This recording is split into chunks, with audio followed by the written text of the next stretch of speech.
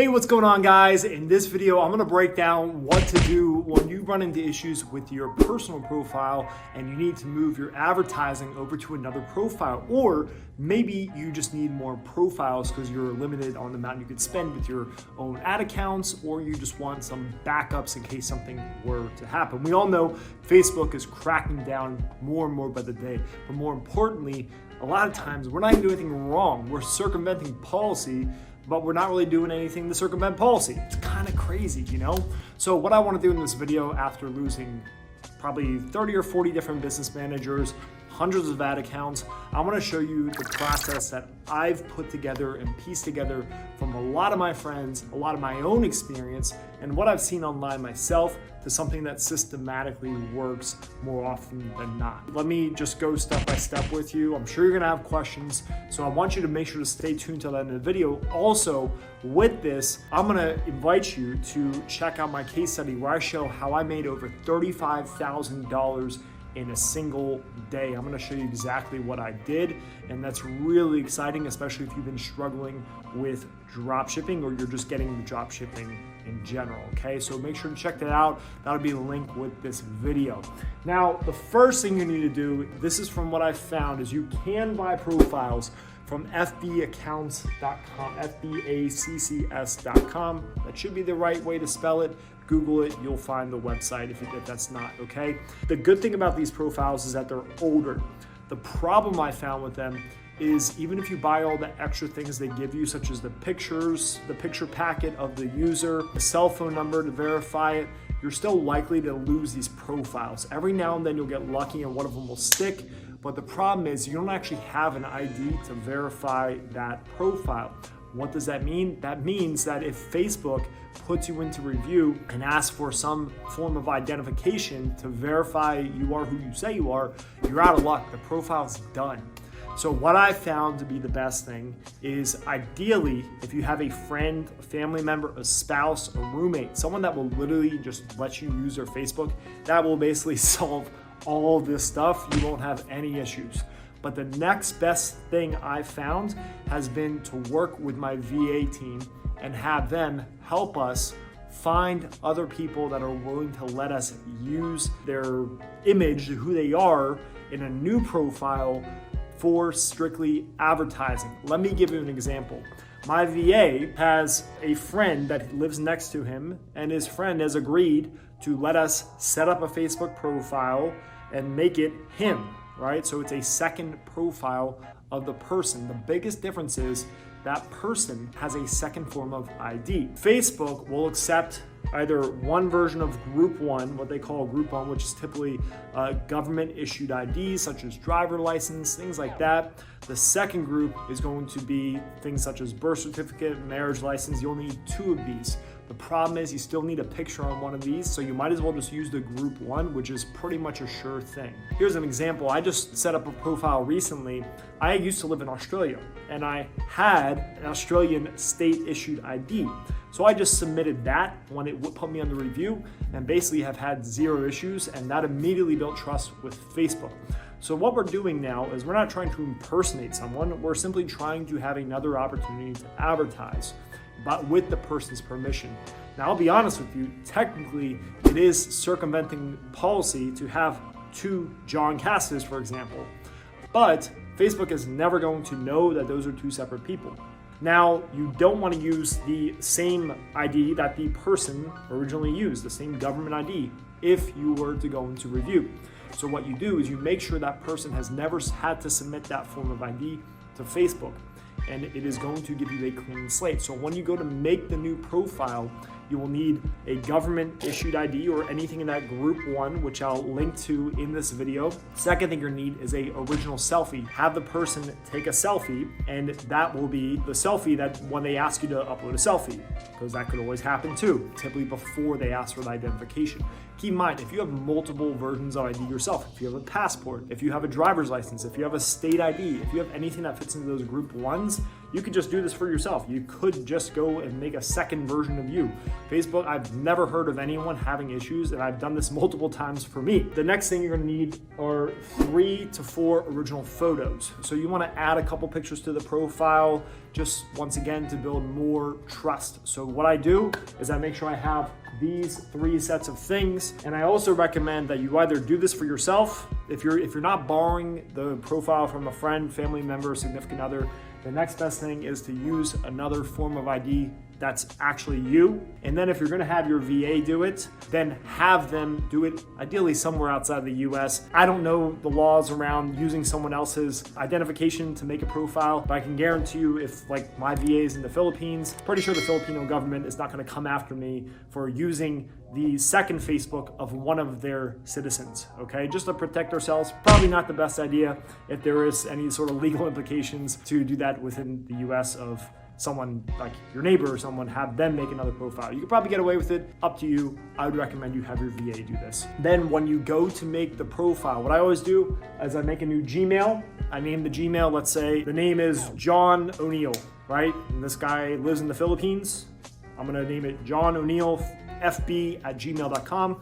That's my email. The next thing I'm gonna need is a phone, okay? You can use Burner app. I've had a lot of success doing that. If you wanna play it extra safe, you can get a Burner phone, okay? I'll include a link to a great place where you can get SIM cards where you just load up texts. So it's very cheap, very inexpensive. You get a simple smartphone, and that is basically what you use for the phone. Now, the next one, you're going to want to be building activity, usage history with Facebook with this new profile. You don't want to jump right into advertising day one. I've done that many times, and usually it doesn't work out for you in the long run.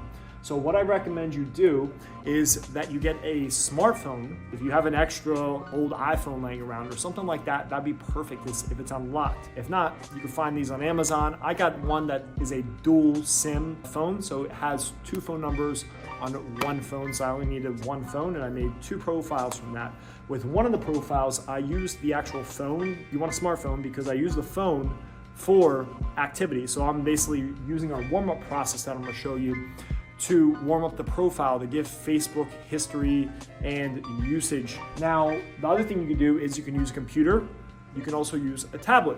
So any of those will work. It is best if you use something that has no history. Now, there's a lot of debate over what Facebook actually tracks and picks up on. I've had success using the same computer for multiple profiles with 0 issues, but if you just want to play it safe, if you believe Facebook is going to find you and shut that profile down, right, then just to play it safe, you can use a different device, like the phone that I gave you as an example. Versus getting a flip phone, you get a smartphone, and that smartphone is how you initially use the profile. You can get a new router. This is up to you. I haven't done it. I have friends that have done it, just as an extra layer of precaution, just to be sure that if for any reason the profile is linked back through the router, right, then you're basically kind of checking all the boxes of all the theories out there of what Facebook actually tracks and picks up on and will flag you for, okay, based on like a security flag, all right? So once you have all this ready, you are good to go. One last thing that you want to make sure you do, make sure you verify the phone. So when you add the phone in the settings, it's actually going to show you that you can have Facebook send you a text to confirm the phone number, and it'll send you a security code. You put the security code in, the phone's linked, bada bing, bada boom. You can do that once again with Burner app. I've had plenty of success, no issues. And then if you want to play it extra safe, you get the actual hard phone with the new SIM. All right, the next thing is our warm-up process. So this technically starts right after we make the profile. What I do is I fill out the profile. I want to give Facebook more information so they build more trust with me. So I tell them where I am. I'm here in Falls Church, Fairfax, Washington, DC. I'm going to give that information. I'm going to show them where I live. So I will fill that in right away. I say I went to high school here. I say I went to college here. I say I have a job here. So I give them that initial set of information. I upload a couple of my pictures. I upload a profile picture. I upload a banner image, and I upload 1 or 2 of the other pictures, okay? Then what I do is I want to join a couple of groups that are local, really important. A friend gave this to me as a tip, and it makes complete sense. Once you join your groups that are local, start to engage with the posts, right? You could do like beer drinking groups or community yard sale groups, like things like that. Very easy. And you're not there to like spam. You just comment and engage with people. If someone posts a picture of really good food or their dog in one of these groups, just say cool in the comments and then like it and send them a friend request. And you want to rinse and repeat that for maybe 10 minutes every day, right? I don't recommend you friend more than maybe about 10 people at a time or so, because it's a little suspicious to friend like 100 people. It just looks sketchy and that will get you flagged, all right? So that's in one of our avoiding things, non-relevant friends, which we'll talk about in a little bit. So basically you want to engage with Facebook, okay? You'll also want to go to whatever shows up in your newsfeed that's shareable and share it. So think like you're someone coming to Facebook for the first time. How would you behave? You want to behave in that manner, all right? Once we've gone through this for about 10 minutes or so, then we want to create a business fan page.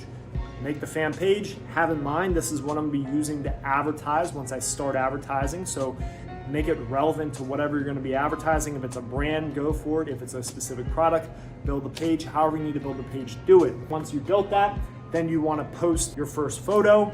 You want to share the image, and then you want to go back to your personal profile, visit your new page, and then share that to your personal page. And then maybe even write a post. That is everything I do on the first day. As soon as that's done, I close it. I go on with the rest of my day. I'm gonna rinse and repeat that for at least a week or so. Now keep in mind, I've tested it and this has worked well, especially this week. I jumped straight in to here where we actually start launching ads on the first day, knowing it was gonna trigger a security issue. Well, guess what? I have another government ID of me. So what does that tell Facebook? Hey, Facebook, I am who I am. You got nothing to worry about here. I'm not up to anything. I know you got tight limits on how much I could spend per day. Totally get it. I just want to advertise a little bit. Totally cool. Sound good? Great. I got the profile back. Zero issues. So is it possible to do all this in one day? Absolutely. Unless you really need to, I don't recommend it, okay? So give it a little bit of time. This will make things just super easy for you, right? But yes, this is the key. This is the missing piece I've been trying to get my head around, and it didn't really occur to me until, hey, just ask people if they have another idea and they'd be willing to build a profile for you that you can use to advertise, right? Or you use another form of government ID that you have for yourself. All those work. This is day one, and then we hang out repeating this for maybe a week, maybe 2 weeks if you want. When the time comes, we want to build a like campaign. So we use the personal ad account that comes with the profile. We go into the profile, we go in onto the page that we have that we've been posting content to every day, and we hit boost. That boost is going to ask for a credit card. Use a credit card you've never used before. $5 a day just for a simple like campaign, a boost campaign. And then what you're going to do is you're going to have access to your profile personal ad account. Let that run for a couple days, maybe a week. When the time comes, here's a big trick, okay? This is usually a security flag from my experience. Sometimes I can make a business manager right away, no issues.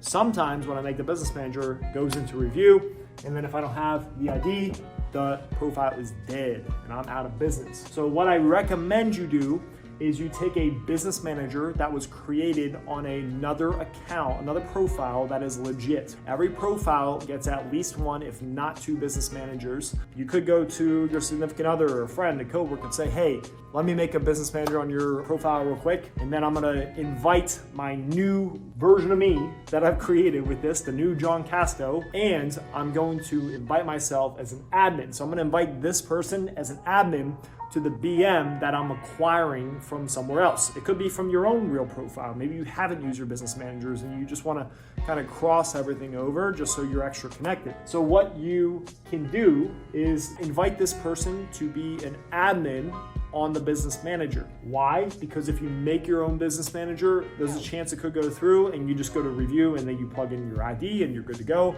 But if not, just to be extra safe, especially if you're trying to move more aggressively and you want to get this thing up and running day one, adding the profile as an invite to an admin position on the BM that's already built is going to be a lot safer than making your own. So if you want to fast track this in the first day, get your ID, get your profile pictures, get your phone, get your computer, do all this in one day.